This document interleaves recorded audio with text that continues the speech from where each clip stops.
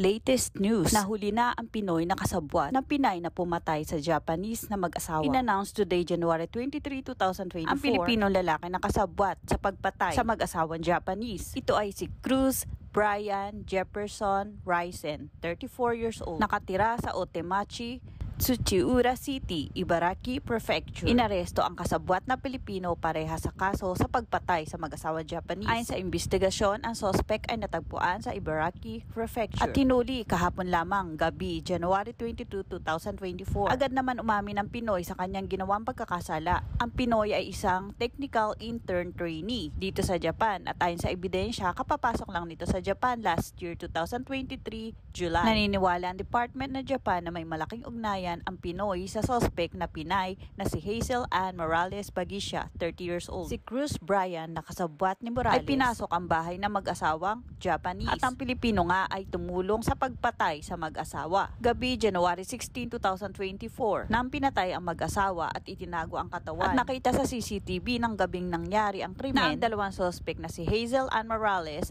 at si Cruz Brian Jefferson Risen ay nagtapon ng basura na may bahid nga ng dugo, may damit at sapatos ng biktima na si Kimie Takahashi, 52.